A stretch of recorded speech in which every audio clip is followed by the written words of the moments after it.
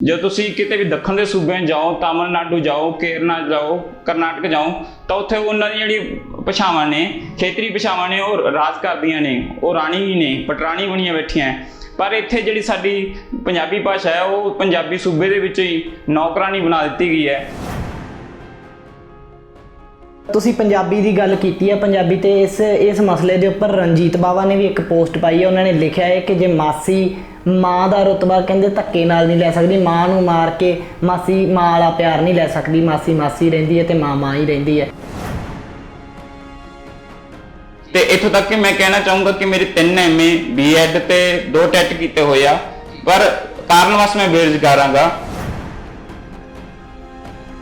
ਤਾਂ ਮੈਨੂੰ ਇਸ ਦਾ ਮਲਾਲ ਵੀ ਰਹਿੰਦਾ ਹੈ ਕਿ ਮੇਰੀ ਕਦੇ ਵੀ ਆਰਥਿਕ ਰੂਪ 'ਚ ਕਿਸੇ ਨੇ ਮਦਦ ਨਹੀਂ ਕੀਤੀ, ਤੇ ਕਦੇ ਵੀ ਕਿਸੇ ਨੇ ਇਹ ਨਹੀਂ ਪੁੱਛਿਆ ਕਿ ਤੇਜਿੰਦਰ ਸਿੰਘ ਆ ਵੀ ਜਿਹੜੇ ਘਰ 2 ਬੱਚੇ ਆ ਵੀ ਉਹ ਰੋਟੀ ਕਿਵੇਂ ਖਾਂਦੇ ਹੋਣਗੇ।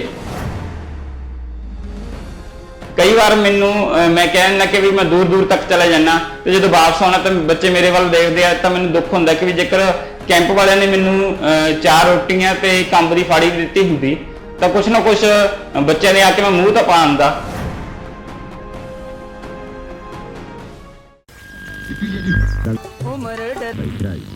आकाशवाणी चंडीगढ़। Husna Sindh, एक उस्ताद।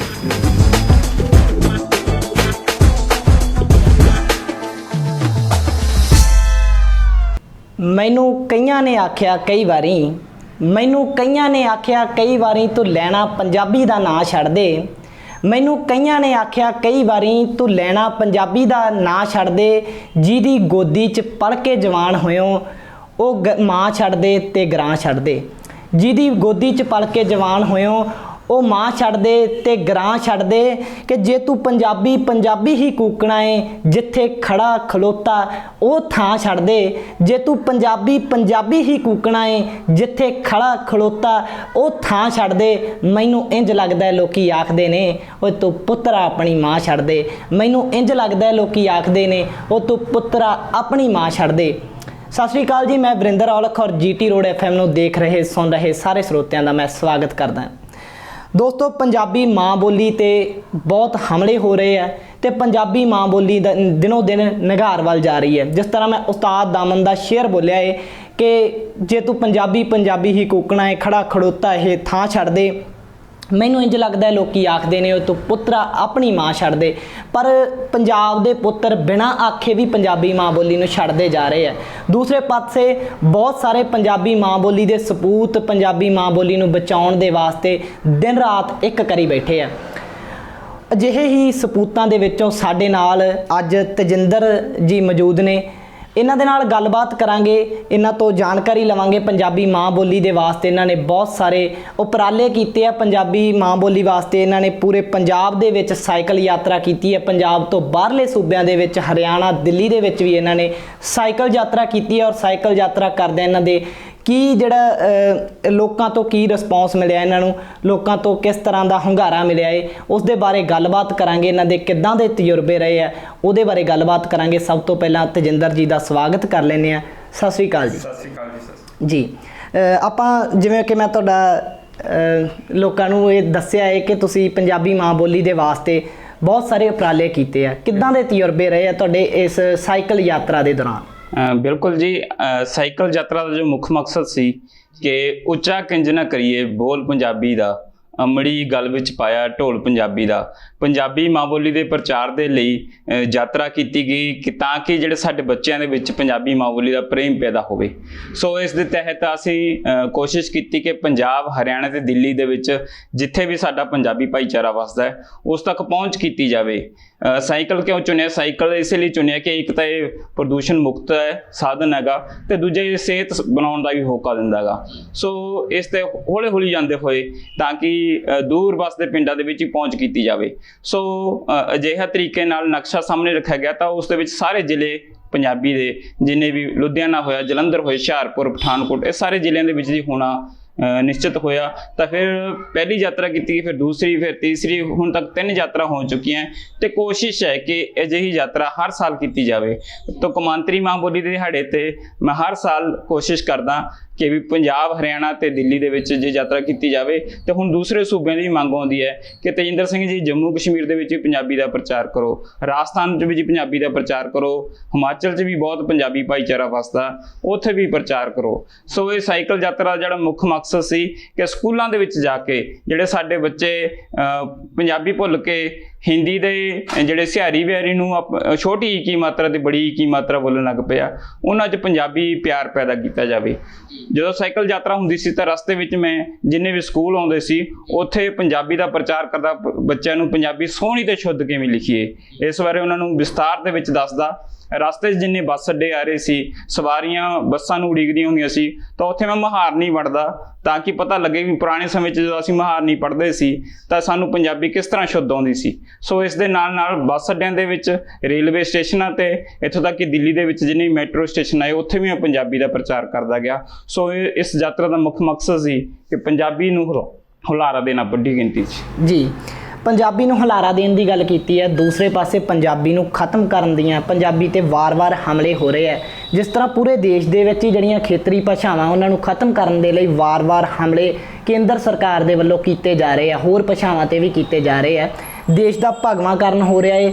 ਦੂਸਰੇ ਪਾਸੇ ਜੰਮੂ ਕਸ਼ਮੀਰ ਦੇ ਵਿੱਚ ਜਿੱਦਾਂ ਇੱਕ ਬਿੱਲ ਪਾਸ ਕੀਤਾ ਗਿਆ ਹੈ, ਜੰਮੂ ਕਸ਼ਮੀਰ ਦੇ ਵਿੱਚ ਪੰਜਾਬੀ ਭਾਸ਼ਾ ਨੂੰ ਖੇਤਰੀ ਭਾਸ਼ਾ ਦਾ ਇੱਕ ਦਰਜਾ, ਜਿੱਥੇ ਉੱਥੇ ਖੇਤਰੀ ਭਾਸ਼ਾ ਵੀ ਸੀਗੀ, ਪੰਜਾਬੀ ਵੀ ਇੱਕ ਖੇਤਰੀ ਭਾਸ਼ਾ ਸੀ, ਹੁਣ ਉਹ ਖਤਮ ਕਰ ਦਿੱਤਾ ਗਿਆ ਹੈ। ਉਹਦੇ ਬਾਰੇ ਕੀ ਕਹੋਗੇ ਜੀ?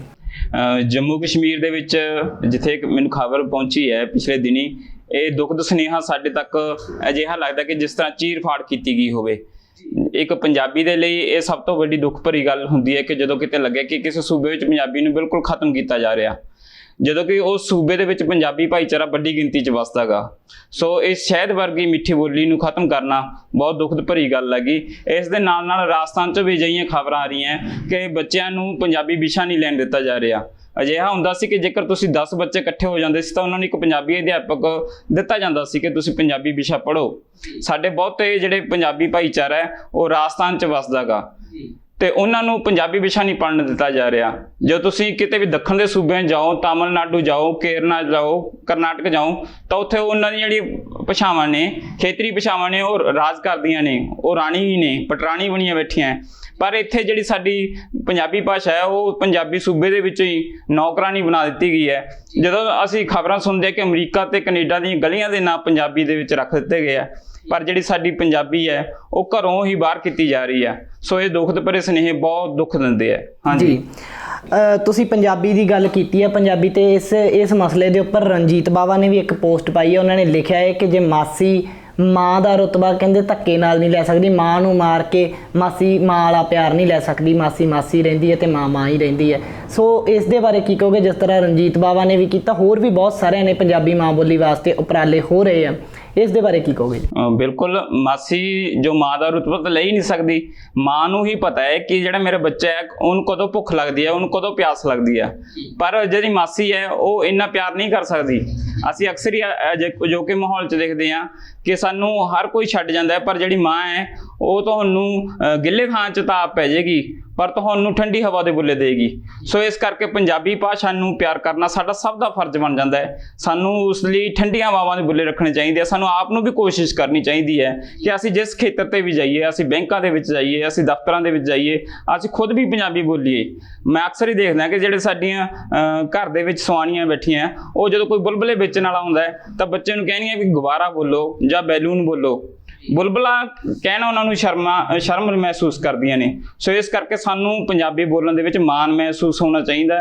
ਜਿਹੜੀ ਮਾਂ ਹੈ ਉਹ ਮਾਂ ਹੀ ਰਹਿੰਦੀ ਹੈ। ਹਾਂਜੀ, ਬਿਲਕੁਲ ਜੀ। ਪੰਜਾਬੀ ਮਾਂ ਬੋਲੀ ਵਾਸਤੇ ਤਾਂ ਤੁਸੀਂ ਜਿਸ ਤਰ੍ਹਾਂ ਯਾਤਰਾ ਕੀਤੀ ਹੈ, ਮੁਹਾਰਨੀ ਬਣਦੇ ਗਏ ਹੋ, ਪੰਜਾਬੀ ਮਾਂ ਬੋਲੀ ਵਾਸਤੇ ਤਾਂ ਉਪਰਾਲੇ ਕਰ ਹੀ ਰਹੇ ਹੋ।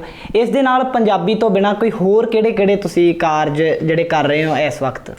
ਅਸੀਂ 4 ਮਾਰਚ 2003 ਨੂੰ ਇੱਕ ਜੋ ਪਹਿਲੀ ਵਿਚਾਰਾਂ ਕੀਤੀਆਂ ਸੀ ਨੌਜਵਾਨਾਂ ਨੇ ਇਕੱਤਰ ਹੋ ਕੇ, ਉਹਦੇ ਵਿੱਚ ਕੋਸ਼ਿਸ਼ ਇਹ ਕੀਤੀ ਸੀ ਕਿ ਆਓ ਊੜੇ ਤੇ ਜੂੜੇ ਨੂੰ ਸੰਭਾਲੀਏ।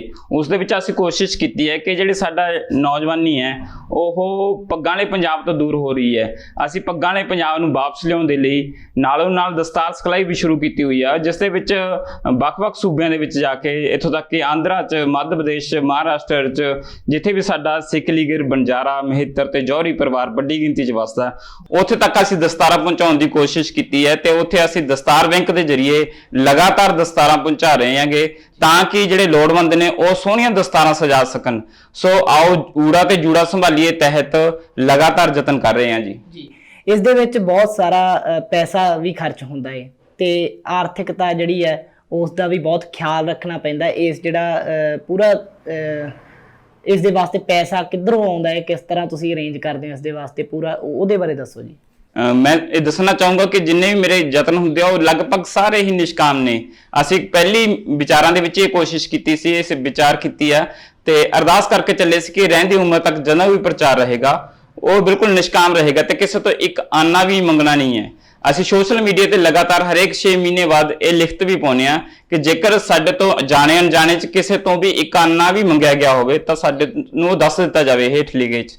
ਸੋ ਇਸ ਕਰਕੇ ਜਿੰਨੇ ਵੀ ਜਿਹੜੇ ਕਾਰਜ ਹੁੰਦੇ ਉਹ ਜ਼ਿਆਦਾਤਰ ਨਿਸ਼ਕਾਮ ਹੁੰਦੇ। ਅਸੀਂ ਦਸਤਾਰ ਬੈਂਕ ਬਣਾਈ ਹੈ, ਉਸ ਵਿੱਚ ਵੀ ਇਹ ਰੱਖਿਆ ਹੈ ਕਿ ਜਿਨ੍ਹਾਂ ਕੋਲ ਦਸਤਾਰਾਂ ਵੱਧ ਨੇ ਉਹ ਦਸਤਾਰਾਂ ਦੇ ਜਾਣ ਤੇ ਜਿਨ੍ਹਾਂ ਨੂੰ ਲੋੜ ਆ ਉਹ ਦਸਤਾਰਾਂ ਸਾਡੇ ਤੋਂ ਲੈ ਜਾਣ ਤੇ ਜਿੱਥੋਂ ਤੱਕ ਕਿ ਆਉਣ ਜਾਣ ਦਾ ਕਿਰਾਇਆ ਹੈਗਾ ਉਹ ਵੀ ਨਹੀਂ ਮੰਗਿਆ ਜਾਂਦਾ ਕਿ ਜੇਕਰ ਕੋਈ ਸ਼ਰਧਾ ਸਮਾਨ ਸਾਨੂੰ ਦੇਣਾ ਚਾਹੁੰਦਾ ਉਹ ਦੇ ਜਾਵੇ ਤੇ ਨਹੀਂ ਅਸੀਂ ਕਿਸ ਤੋਂ ਵੀ ਅੱਜ ਤੱਕ ਇੱਕ ਪੈਸਾ ਵੀ ਨਹੀਂ ਮੰਗਿਆ। ਤੇ ਇੱਥੋਂ ਤੱਕ ਕਿ ਮੈਂ ਕਹਿਣਾ ਚਾਹੂੰਗਾ ਕਿ ਮੇਰੇ 3 MA B.Ed ਤੇ 2 ਟੈਟ ਕੀਤੇ ਹੋਏ ਆ, ਪਰ ਕਾਰਨਵਸ਼ ਮੈਂ ਬੇਰੁਜ਼ਗਾਰ ਹਾਂਗਾ। ਅਸੀਂ ਘਰ ਹੀ ਇੱਕ ਟਿਊਸ਼ਨ ਸੈਂਟਰ ਖੋਲ੍ਹਿਆ ਹੈ ਜਿੱਥੇ ਅਸੀਂ ਬੱਚੇ ਨੂੰ ਪੜ੍ਹਾਉਂਦੇ ਆ, ਮੈਂ ਤੇ ਮੇਰੇ ਜੋ ਘਰ ਦੇ ਨੇ, ਤੇ ਇਸ ਦੇ ਨਾਲ ਹੀ ਅਸੀਂ ਜੋ ਆਪਣੀ ਕਿਰਤ ਚਲਾਉਂਦੇ ਆ, ਕਿਰਤ ਵੀ ਚੱਲ ਰਹੀ ਹੈ ਤੇ ਨਾਲ ਆਪਣੇ ਜਿਹੜਾ ਪ੍ਰਚਾਰ ਹੈ ਜਿਸ ਨੂੰ ਇੱਕ ਬਹੁਤ ਹੀ ਪ੍ਰੇਮ ਪਿਆਰ ਨਾਲ ਪਾਲਿਆ ਹੋਇਆ ਉਸ ਨੂੰ ਵੀ ਨਿਰੰਤਰ ਜਾਰੀ ਰੱਖਿਆ ਹੋਇਆ ਜੀ। ਟ੍ਰੇਨਰ ਬਹੁਤ ਸਾਰੇ, ਜਿਵੇਂ ਆਪਾਂ ਇਸ ਮਸਲੇ ਤੇ ਆਪਾਂ ਅੱਗੇ ਥੋੜੀ ਜਿਹੀ ਗੱਲਬਾਤ ਕਰੀਏ, ਟ੍ਰੇਨਰ ਬਹੁਤ ਸਾਰੇ ਪੈਸੇ ਵਸੂਲਦੇ ਆ। ਹਾਲਾਂਕਿ ਹੁਣ ਜੇਕਰ ਵਿਆਹ ਵਾਸਤੇ ਵੀ ਪੱਗ ਬਣਾਉਣੀ ਹੋਵੇ ਤਦ ਵੀ ਸਾਨੂੰ ਕਿਸੇ ਟ੍ਰੇਨਰ ਦੀ ਜ਼ਰੂਰਤ ਪੈਂਦੀ ਹੈ। ਕੋਈ ਪੱਗ ਬੰਨਣ ਵਾਲਾ ਜਿਹੜੇ ਉਹਨਾਂ ਦਾ ਇੱਕ ਤਰ੍ਹਾਂ ਨਾਲ ਬਿਜ਼ਨਸ ਬਣਾਇਆ ਹੋਇਆ ਪੱਗਾਂ ਨੂੰ, ਤੇ ਉਹਨਾਂ ਬਾਰੇ ਕੀ ਕਹੋਗੇ? ਕਿਉਂਕਿ ਅੱਜ ਕੱਲ ਟ੍ਰੇਨਰ ਵੀ ਬਹੁਤ ਸਾਰਾ ਪੈਸਾ ਬਣਾ ਰਹੇ ਆ ਜਾਂ ਫਿਰ ਹਾਲਾਂਕਿ ਉਹਨਾਂ ਦਾ ਚਲੋ ਇਹ ਕੰਮ ਆ, ਪਰ ਇਸ ਕੰਮ ਨੂੰ ਨਿਸ਼ਕਾਮ ਸੇਵਾ ਵਜੋਂ ਤੁਸੀਂ ਨਿਭਾ ਰਹੇ ਹੋ ਤੇ ਇਸ ਦੇ ਵਿੱਚ ਦਿੱਕਤਾਂ ਵੀ ਆਉਂਦੀਆਂ ਹੋਣੀਆਂ, ਤੁਹਾਨੂੰ ਦਿੱਕਤਾਂ ਬਾਰੇ ਵੀ ਦੱਸੋ ਥੋੜਾ ਜਿਹਾ। ਬਿਲਕੁਲ, ਜਦੋਂ ਨਿਸ਼ਕਾਮ ਸੇਵਾ ਚੱਲਦੀ ਹੈ ਤਾਂ ਫਿਰ ਜੋ ਵਪਾਰੀ ਵਰਗ ਹੁੰਦਾ ਹੈ ਜੋ ਇਸੇ ਤਹਿਤ ਹੀ ਪ੍ਰਚਾਰ ਨੂੰ ਇੱਕ ਵਪਾਰ ਬਣਾ ਰੱਖਿਆ ਹੁੰਦਾ ਉਹ ਲਗਾਤਾਰ ਹਮਲੇ ਵੀ ਕਰਦਾ ਹੈ ਵੀ ਇਹ ਕਾਰਜ ਰੁਕ ਜਾਣ ਕਿਸੇ ਨਾ ਕਿਸੇ ਤਰੀਕੇ ਨਾਲ। ਤੇ ਇਸ ਦੇ ਤਹਿਤ ਮੇਰੇ ਤੇ ਇੱਕ ਵਾਰੀ ਹਮਲਾ ਵੀ ਹੋ ਚੁੱਕਿਆ ਹੈ ਕਿ ਵੀ ਤੁਸੀਂ ਨਿਸ਼ਕਾਮ ਕਾਰਜ ਕਿਉਂ ਕਰ ਰਹੇ ਹੋਗੇ। ਸੋ ਇਹ ਕਾਰਜ ਨਿਰੰਤਰ ਜਾਰੀ ਰਹਿਣ, ਇਸ ਲਈ ਮੈਂ ਲਗਾਤਾਰ ਜਾਰੀ ਕੁਛ ਨਾ ਕੁਛ ਕਰਦਾ ਰਹਿਣਾਗਾ ਤਾਂ ਕਿ ਇਹ ਜਿਹੜੇ ਕਾਰਜ ਆ ਉਹ ਨਿਰੰਤਰ ਜਾਰੀ ਰਹਿਣ। ਹਾਂਜੀ ਜੀ। ਔਰ ਰਸਤੇ 'ਚ ਜਾਂਦਿਆਂ, ਜਿਸ ਤਰ੍ਹਾਂ ਪਹਿਲਾਂ ਆਪਾਂ ਯਾਤਰਾ ਦੀ ਗੱਲ ਕੀਤੀ ਹੈ, ਔਰ ਰਸਤੇ 'ਚ ਜਾਂਦਿਆਂ ਬਹੁਤ ਸਾਰੇ ਕੌੜੇ ਮਿੱਠੇ ਤਜਰਬੇ ਹੁੰਦੇ ਆ। ਪੰਜਾਬ ਦੇ ਵਿੱਚ ਹੀ ਪੰਜਾਬੀ ਨੂੰ ਵਸਾਰਿਆ ਜਾ ਰਿਹਾ ਤੇ ਇਸ ਤੋਂ ਆਪਾਂ ਅੰਦਾਜ਼ਾ ਲਾ ਸਕਦੇ ਹਾਂ ਕਿ ਬਾਹਰਲੇ ਸੂਬਿਆਂ 'ਚ ਪੰਜਾਬੀ ਦਾ ਕੀ ਹਾਲ ਹੋਊਗਾ। ਉਸ ਦੇ ਬਾਰੇ ਦੱਸੋ। ਕੌੜੇ ਮਿੱਠੇ ਤਜਰਬੇ ਹੋਏ ਹੋਣਗੇ ਕੋਈ ਤੁਹਾਨੂੰ ਯਾਤਰਾ ਦੇ ਦੌਰਾਨ, ਉਹਨਾਂ ਬਾਰੇ ਵੀ ਦੱਸੋ। ਜਦੋਂ ਮੈਂ ਸਕੂਲਾਂ ਵਿੱਚ ਜਾਂਦਾ ਤਾਂ ਜਦੋਂ ਬੱਚਿਆਂ ਨੂੰ ਪੜਾਉਣਾਗਾ ਤਾਂ ਉਦੋਂ ਮੈਂ ਬੱਚਿਆਂ ਨੂੰ ਪਹਿਲਾਂ ਲਗਾਂ ਬਾਰੇ ਦੱਸਦਾ ਤਾਂ ਉਹਨਾਂ ਨੂੰ ਮੈਂ ਜਦੋਂ ਦੱਸਦਾ ਕਿ ਵੀ ਇਹ ਸਿਹਾਰੀ ਹੈ ਜਾਂ ਇਹ ਬਿਹਾਰੀ ਹੈ ਤਾਂ ਬੱਚੇ ਕਹਿੰਦੇ ਨਹੀਂ ਜੀ ਇਹ ਛੋਟੀ ਕੀ ਮਾਤਰਾ ਤੇ ਬੜੀ ਕੀ ਮਾਤਰਾ ਹੈ। ਤਾਂ ਬੜਾ ਦੁੱਖ ਹੁੰਦਾ ਹੈ ਕਿ ਪੰਜਾਬ ਵਿੱਚ ਰਹਿੰਦੇ ਹੋਏ ਸਾਡੇ ਬੱਚੇ ਸਿਹਾਰੀ ਬਿਹਾਰੀ ਲਾਵੇਂ ਦਲਾਵੇਂ ਨੂੰ ਹੀ ਨਹੀਂ ਸਮਝ ਪਾਏ। ਉਦੋਂ ਸ਼ੁੱਧ ਬਾਰੇ ਬੋਲਣਾ ਬਹੁਤ ਦੂਰ ਦੀ ਗੱਲ ਰਹਿ ਗਈ ਤਾਂ ਉਦੋਂ ਬਹੁਤ ਦੁੱਖ ਹੁੰਦਾ ਹੈਗਾ। ਇਸ ਦੇ ਨਾਲ ਜਦੋਂ ਮੈਂ ਸਾਈਕਲ ਤੇ ਜਾ ਰਿਹਾ ਹੁੰਦਾ ਤਾਂ ਪਿੰਡਾਂ ਦੇ ਵਿੱਚ ਸੱਥਾਂ 'ਚ ਬੈਠੀ ਮੰਡੀਰ ਜੋ ਮੋਬਾਈਲ ਨਾਲ ਖੇਡ ਰਹੀ ਹੁੰਦੀ ਉਹ ਮੇਰੇ ਤੇ ਹੱਸ ਪੈਂਦੀ ਹੈ। ਉਹਨਾਂ ਨੂੰ ਲੱਗਦਾ ਕਿ ਇਹ ਕੋਈ ਪਾਗਲਪਨ ਦੇ ਰੂਪ 'ਚ ਤੁਰਿਆ ਹੋਇਆ ਹੈਗਾ। ਪਰ ਇੱਕ ਅਜਿਹਾ ਕਿਹਾ ਜਾਂਦਾ ਕਿ ਜੇਕਰ ਇੱਕ ਚਿੜੀ ਚੂਚ ਵੀ ਥੋੜੇ ਜਿਹਾ ਪਾਣੀ ਲੈ ਕੇ ਜਾਵੇ ਤਾਂ ਵੀ ਜੰਗਲ ਦੀ ਅੱਗ ਤਾਂ ਭਾਵੇਂ ਨਹੀਂ ਬੁਝਾ ਸਕਦੀ ਪਰ ਉਸ ਦੀ ਕੋਸ਼ਿਸ਼ ਨਾਲ ਕੁਝ ਨਾ ਕੁਝ ਅਸਰ ਜ਼ਰੂਰ ਹੁੰਦਾ ਹੈਗਾ। ਤਾਂ ਅਸੀਂ ਕੋਸ਼ਿਸ਼ ਕਰ ਰਹੇ ਹਾਂ ਕਿ ਜਿਹੜੀ ਇਹ ਹਵਾ ਚੱਲ ਰਹੀ ਹੈ ਪੰਜਾਬੀ ਵਿਰੋਧੀ ਚੱਲ ਰਹੀ ਹੈ, ਚਾਹੇ ਉਹ ਦਸਤਾਰ ਵਿਰੋਧੀ ਚੱਲ ਰਹੀ ਹੈ, ਉਸ ਨੂੰ ਕਿਸੇ ਨਾ ਕਿਸੇ ਤਰੀਕੇ ਨਾਲ ਠੱਲ ਪਾਈ ਜਾਵੇ। ਇਹ ਨੌਜਵਾਨੀ ਕਿਸੇ ਨਾ ਕਿਸੇ ਰੂਪ 'ਚ ਕਦੇ ਸਿੱਧੇ ਰਾਹ ਪਏਗੀ ਤੇ ਉਦੋਂ ਇਹ ਕਾਫਲਾ ਬਣ ਜਾਏਗਾ ਜੀ। ਔਰ ਇਸ ਕਾਫਲੇ ਨੂੰ ਬਣਾਉਣ ਦੇ ਵਾਸਤੇ ਜਿਸ ਤਰ੍ਹਾਂ ਤੁਸੀਂ ਪੂਰੇ ਪੰਜਾਬ ਦੇ ਵਿੱਚ, ਪੰਜਾਬ ਤੋਂ ਬਾਹਰ ਵੀ ਗਏ ਹੋ, ਬਹੁਤ ਸਾਰੇ ਲੀਡਰਾਂ ਦੇ ਨਾਲ ਤੁਹਾਡਾ ਵਾਹ ਵਾਸਤਾ ਪਿਆ ਹੋਣਾ ਤੇ ਉਹ ਜਿਹੜੇ ਐਕਸਪੀਰੀਅੰਸ ਆ ਉਹ ਤਜਰਬੇ ਕਿਸ ਤਰ੍ਹਾਂ ਦੇ ਰਹੇ? ਜਦੋਂ ਮੈਂ ਯਾਤਰਾ ਤੇ ਹੁੰਨਾ ਤਾਂ ਉਦੋਂ ਜਦੋਂ ਹੱਥ ਨੇ ਵਿਸ਼ਰਾਮ ਹੁੰਦਾਗਾ ਜਿੱਥੇ ਵੀ ਤਾਂ ਉਦੋਂ ਜਿਹੜੇ ਸਿਆਸੀ ਲੋਕ ਨੇ ਜਾਂ ਧਾਰਮਿਕ ਲੋਕ ਆ ਉਹ ਵੀ ਨਿਰੰਤਰ ਮਿਲਦੇ ਨੇ ਤੇ ਵੱਖ-ਵੱਖ ਜਗ੍ਹਾ ਤੇ ਮੈਨੂੰ ਸਿਰਪਾਓ ਦੀ ਬਖਸ਼ਿਸ਼ ਹੁੰਦੀ ਹੈ ਜਾਂ ਕਹਿੰਦੇ ਸਨਮਾਨ ਚਿੰਨ੍ਹ ਦਿੱਤੇ ਜਾਂਦੇ ਆ। ਤਾਂ ਮੈਨੂੰ ਇਸ ਦਾ ਮਲਾਲ ਵੀ ਰਹਿੰਦਾ ਹੈ ਕਿ ਮੇਰੀ ਕਦੇ ਵੀ ਆਰਥਿਕ ਰੂਪ 'ਚ ਕਿਸੇ ਨੇ ਮਦਦ ਨਹੀਂ ਕੀਤੀ ਤੇ ਕਦੇ ਵੀ ਕਿਸੇ ਨੇ ਇਹ ਨਹੀਂ ਪੁੱਛਿਆ ਕਿ ਤੇਜਿੰਦਰ ਸਿੰਘ ਆ ਵੀ ਜਿਹੜੇ ਘਰ 2 ਬੱਚੇ ਆ ਵੀ ਉਹ ਰੋਟੀ ਕਿਵੇਂ ਖਾਂਦੇ ਹੋਣਗੇ। ਕਈ ਵਾਰ ਮੈਨੂੰ ਮੈਂ ਕਹਿਣਾ ਕਿ ਵੀ ਮੈਂ ਦੂਰ ਤੱਕ ਚਲਾ ਜਾਣਾ ਤੇ ਜਦੋਂ ਵਾਪਸ ਆਉਣਾ ਤਾਂ ਬੱਚੇ ਮੇਰੇ ਵੱਲ ਦੇਖਦੇ ਆ ਤਾਂ ਮੈਨੂੰ ਦੁੱਖ ਹੁੰਦਾ ਕਿ ਵੀ ਜੇਕਰ ਕੈਂਪ ਵਾਲਿਆਂ ਨੇ ਮੈਨੂੰ 4 ਰੋਟੀਆਂ ਤੇ ਕੰਬ ਦੀ ਫਾੜੀ ਵੀ ਦਿੱਤੀ ਹੁੰਦੀ ਤਾਂ ਕੁਛ ਨਾ ਕੁਛ ਬੱਚਿਆਂ ਨੇ ਆ ਕੇ ਮੈਂ ਮੂੰਹ ਤਾਂ ਪਾ ਆਉਂਦਾ ਸੋ ਇਸ ਕਰਕੇ ਬੱਚੇ ਕੁਝ ਮੰਗਦੇ ਆ, ਜਦੋਂ ਬੱਚੇ ਦੂਜਿਆਂ ਦੇ ਗੁਆਂਢੀਆਂ ਦੇ ਬੱਚਿਆਂ ਵੱਲ ਦੇਖਦੇ ਆ ਤਾਂ ਬੜਾ ਦੁੱਖ ਹੁੰਦਾ ਹੈ ਕਿ ਵੀ ਕਦੇ ਇਹ ਨਾ ਕਹਿ ਦੇਣ ਕਿ ਜਿਹੜਾ ਸਾਡਾ ਬਾਪੂ ਹੈ ਉਹ ਸਾਈਕਲ ਚਲਾਉਂਦਾ ਹੀ ਸਾਰੀ ਉਮਰ ਰਹਿ ਗਿਆ ਤੇ ਸਾਡੇ ਲਈ ਉਹ ਕੁਝ ਕਰਕੇ ਨਹੀਂ ਗਿਆ। ਤੇ ਇਸ ਦਾ ਵੀ ਮੈਨੂੰ ਕਦੇ ਨਾ ਕਦੇ ਮਲਾਲ ਜ਼ਰੂਰ ਰਹਿੰਦਾ ਹੈ ਕਿ ਪ੍ਰਚਾਰ ਦੇ ਵਿੱਚ ਤਾਂ ਲੱਗਿਆ ਹੋਇਆ, ਪਰ ਜਿਹੜੇ ਸਿਆਸੀ ਲੋਕ ਹੈ ਉਹ ਕਦੇ ਇਸ ਦੀ ਵੀ ਸਾਰ ਪਾਉਣਗੇ ਕਿ ਨੌਕਰੀਆਂ ਸ਼ਰਾਬੀ ਲੋਕਾਂ ਨੂੰ ਤਾਂ ਦੇ ਦਿੱਤੀਆਂ ਜਾਂਦੀਆਂ ਨੇ, ਪਰ ਜਿਹੜਾ ਪੰਜਾਬੀ ਦਾ ਪ੍ਰਚਾਰ ਕਰਨ ਵਾਲਾ ਹੈ ਉਸ ਦੀ ਯੋਗਤਾ ਹੁੰਦੇ ਹੋਏ ਵੀ, ਉਸ ਦਾ ਉਹ ਹੱਕਦਾਰ ਹੁੰਦੇ ਹੋਏ ਵੀ ਉਹ ਬੇਰੁਜ਼ਗਾਰੀ ਹੋਵੇ। ਜੀ ਤੁਸੀਂ ਐਮਏ 2 ਕੀਤੀਆਂ ਹੋਈਆਂ ਦੱਸੇ? ਹਾਂਜੀ ਹਾਂਜੀ, ਐਮਏ ਮੇਰੇ 3 ਐਮਏ ਕੀਤੇ ਹੋਈਆਂ, ਟੈਟ ਕੀਤਾ ਹੋਇਆ, ਮੈਂ 2 ਵਾਰ ਅਧਿਆਪਕ ਯੋਗਤਾ ਟੈਸਟ ਵੀ ਪਾਸ ਕੀਤਾ ਹੋਇਆ।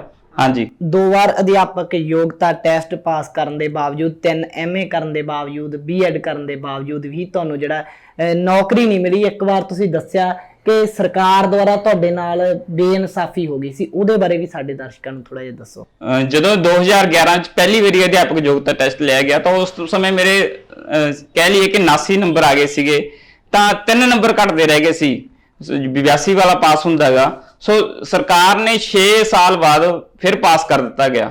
ਤਾਂ ਮੈਡਮ ਅੱਜ ਜੇਕਰ ਕਹਿ ਲਈਏ ਕਿ 2011 ਤੋਂ ਲੈ ਕੇ 2020 ਤੱਕ 10 ਸਾਲ ਮੈਨੂੰ ਕਾਰਜ ਕਰਦਿਆਂ ਨੂੰ ਹੋ ਜਾਂਦੇ ਸਰਕਾਰੀ ਨੌਕਰੀ ਦੇ ਤੌਰ ਤੇ, ਪਰ ਅਫਸੋਸ ਕਿ ਸਰਕਾਰ ਦੀਆਂ ਗਲਤ ਨੀਤੀਆਂ ਦਾ ਖਮਿਆਜਾ ਮੈਨੂੰ ਅੱਜ ਅਜਿਹਾ ਘੁੰਮਣਾ ਪੈ ਰਿਹਾ ਹੈ ਕਿ ਜਿਹੜਾ ਘਰ ਵੀ ਮੈਂ ਟਿਊਸ਼ਨ ਸੈਂਟਰ ਚਲਾ ਰਿਹਾ ਸੀ ਉਹ ਵੀ 20 ਮਾਰਚ ਨੂੰ ਅਖੀਰਲੀ ਕਲਾਸ ਲਗਾ ਕੇ ਅੱਜ ਤੱਕ ਬੰਦ ਪਿਆ ਹੈ। ਇੱਥੋਂ ਤੱਕ ਕਿ ਘਰ ਰਾਸ਼ਨ ਵੀ ਮੁੱਕ ਜਾਂਦਾ ਗਾ ਤੇ ਬਹੁਤ ਦੁੱਖ ਹੁੰਦਾ ਹੈ ਕਿ ਵੀ ਕਿਹੜੇ ਦੇਸ਼ 'ਚ ਰਹਿ ਰਹੇ ਹਾਂ ਜਿੱਥੇ ਸਾਡੇ ਜਿਹੜੇ ਮਿਹਨਤ ਹੈ ਉਸ ਨੂੰ ਵੀ ਮੁੱਲ ਨਾ ਪਵੇ। ਜੀ, ਇੱਕ ਪਾਸੇ ਟਿਕਟੋਕਰਾਂ ਨੂੰ ਨੌਕਰੀਆਂ ਦਿੱਤੀਆਂ ਜਾ ਰਹੀਆਂ ਨੇ, ਇੱਕ ਪਾਸੇ ਸਰਕਾਰ ਸ਼ਰਾਬੀਆਂ ਨੂੰ ਨੌਕਰੀਆਂ ਦੇਈ ਜਾਂਦੀ ਹੈ, ਸ਼ਰਾਬੀਆਂ ਵਾਸਤੇ ਮੁਆਵਜ਼ੇ ਦੇਈ ਜਾਂਦੀ ਹੈ, ਪਰ ਦੂਜੇ ਪਾਸੇ ਇੱਕ ਯੋਗਤਾ ਹੋਣ ਦੇ ਬਾਵਜੂਦ ਵੀ ਤੇ ਅਜਿਹੇ ਹਾਲਾਤਾਂ ਦੇ ਵਿੱਚ ਰਹਿ ਰਹੇ ਨੇ। ਦੂਸਰੇ ਪਾਸੇ ਪੰਜਾਬੀ ਮਾਂ ਬੋਲੀ ਲਈ ਫਿਰ ਵੀ ਉਹ ਬਹੁਤ ਸਾਰੇ ਉਪਰਾਲੇ ਕਰ ਰਹੇ ਨੇ।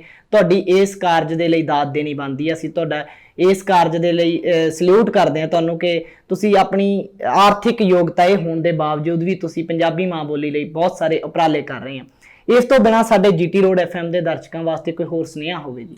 ਮੇਰਾ ਜੀਟੀ ਰੋਡ ਐਫਐਮ ਦੇ ਸਾਰੇ ਦਰਸ਼ਕਾਂ ਨੂੰ ਬੇਨਤੀ ਹੈ ਕਿ ਆਪ ਜਿੱਥੇ ਵੀ ਹੋ ਤਾਂ ਆਪੋ ਆਪਣੇ ਪਿੰਡਾਂ ਨੂੰ ਜ਼ਰੂਰ ਸੰਭਾਲੋ। ਜ਼ਰੂਰੀ ਨਹੀਂ ਤੁਸੀਂ ਇਹ ਕਹੋ ਕਿ ਮੈਂ ਪੂਰੇ ਪੰਜਾਬ ਨੂੰ ਸੰਭਾਲਣਾ ਹੈ, ਆਪਣੇ ਪਿੰਡ ਨੂੰ ਹੀ ਸੰਭਾਲੋ, ਆਪਣੇ ਚੁਗਿਰਦੇ ਨੂੰ ਸੰਭਾਲੋ, ਆਪਣੇ ਔਰੇ ਨੂੰ ਸੰਭਾਲੋ, ਆਪਣੇ ਨੇੜੇ ਦੇ ਸਕੂਲ ਵਿੱਚ ਪੰਜਾਬੀ ਦਾ ਮਾਹੌਲ ਜ਼ਰੂਰ ਪੈਦਾ ਕਰੋ। ਅਸੀਂ ਲਗਾਤਾਰ ਯਤਨ ਕਰ ਰਹੇ ਹਾਂ ਕਿ ਜਿਹੜੀਆਂ ਫੱਟੀਆਂ ਨੇ, ਕਲਮਾਂ ਨੇ, ਸਿਆਹੀ ਹੈ ਉਹ ਹਰੇਕ ਸਕੂਲ 'ਚ ਪਹੁੰਚਦੀਆਂ ਹੋ ਜਾਣ। ਤੇ ਜੇਕਰ ਤੁਸੀਂ ਉਪਰਾਲਾ ਕਰਕੇ ਆਪਣੇ ਪਿੰਡ ਦੇ ਸਕੂਲ ਵਿੱਚ ਹੀ ਅਜਿਹੀਆਂ ਫੱਟੀਆਂ ਤੇ ਜੋ ਦਵਾਤਾਂ ਨੇ ਜਾਂ ਸਿਆਹੀਆਂ ਨੇ ਉਹ ਪਹੁੰਚਦੀਆਂ ਕਰ ਦਿੱਤੀਆਂ ਜਾਣ ਤਾਂ ਪੰਜਾਬੀ ਦਾ ਮਾਹੌਲ ਬਹੁਤ ਵਧੀਆ ਹੋ ਸਕਦਾ ਹੈਗਾ। ਸੋ ਆਪਣੇ ਆਲੇ ਦੁਆਲੇ ਪੰਜਾਬੀ ਦਾ, ਦਸਤਾਰ ਦਾ, ਊੜੇ ਤੇ ਜੂੜੇ ਨੂੰ ਸੰਭਾਲਣ ਦਾ ਨਿਰੰਤਰ ਯਤਨ ਕਰਦੇ ਰਹੋ। ਇਹੀ ਮੇਰੀ ਤੁਹਾਡੇ ਲਈ ਬੇਨਤੀ ਹੈ ਕਿ ਤੁਸੀਂ ਇਹ ਕਾਰਜ ਜ਼ਰੂਰ ਕਰੋਗੇ। ਜੀ, ਔਰ ਤੁਹਾਡਾ ਬਹੁਤ-ਬਹੁਤ ਧੰਨਵਾਦ ਸਾਨੂੰ ਸਮਾਂ ਦੇਣ ਦੇ ਲਈ। ਤੁਸੀਂ ਪੰਜਾਬੀ ਮਾਂ ਬੋਲੀ ਲਈ ਬਹੁਤ ਸਾਰੇ ਉਪਰਾਲੇ ਕਰ ਰਹੇ ਹੋ, ਇਸ ਦੇ ਲਈ ਸਾਡੇ ਵੱਲੋਂ ਦੁਬਾਰਾ ਫਿਰ ਤੁਹਾਨੂੰ ਸਲੂਟ ਹੈ ਜੀ। ਔਰ ਸਾਰੇ ਜੀਟੀ ਰੋਡ ਐਫਐਮ ਦੇ ਦੋਸਤਾਂ ਨੂੰ, ਦਰਸ਼ਕਾਂ ਨੂੰ ਅਸੀਂ ਇਹ ਬੇਨਤੀ ਕਰਦੇ ਹਾਂ ਕਿ ਅਜਿਹੀਆਂ ਇੰਟਰਵਿਊਜ਼, ਅਜਿਹੀ ਗੱਲਬਾਤ ਨੂੰ ਅੱਗੇ ਆਪਣੇ ਦੋਸਤਾਂ ਤੱਕ ਜ਼ਰੂਰ ਸ਼ੇਅਰ ਕਰਿਆ ਕਰੋ ਤਾਂ ਜੋ ਅਜਿਹੇ ਲੋਕ ਜਿਹੜੇ ਅੱਖੋਂ ਪਰੋਖੇ ਕੀਤੇ ਜਾ ਰਹੇ ਨੇ, ਸਰਕਾਰ ਦੁਆਰਾ ਅੱਖੋਂ ਪਰੋਖੇ ਕੀਤੇ ਜਾ ਰਹੇ ਨੇ। ਦੂਸਰੇ ਪਾਸੇ ਕਈ ਸੰਸਥਾਵਾਂ, ਕਈ ਲੀਡਰ ਲੋਕ ਆ ਜਿਹੜੇ ਉਹ ਇੱਕ ਤਖਤੀਆਂ ਦੇ ਕੇ, ਇੱਕ ਸਰੋਪਾ ਪਾ ਕੇ ਸਿਰਫ ਸਾਰ ਦਿੰਦੇ ਆ, ਪਰ ਇਹਨਾਂ ਦੇ ਨਾਲ ਢਿੱਡ ਨਹੀਂ ਭਰਦਾ ਦੋਸਤੋ। ਇਹ ਅਜਿਹੇ ਜਿਹੜੇ ਹੀਰੇ ਆ ਇਹਨਾਂ ਨੂੰ ਸੰਭਾਲਣ ਦੀ ਜ਼ਰੂਰਤ ਹੈ। ਔਰ ਮੈਂ ਸਾਰੇ ਜੀਟੀ ਰੋਡ ਐਫਐਮ ਦੇ ਸਰੋਤਿਆਂ ਦਾ ਧੰਨਵਾਦ ਕਰਦਾ ਔਰ ਤੁਸੀਂ ਸੁਣਦੇ ਰਹੋ ਜੀਟੀ ਰੋਡ ਐਫਐਮ। ਸਤਿ ਸ਼੍ਰੀ ਅਕਾਲ।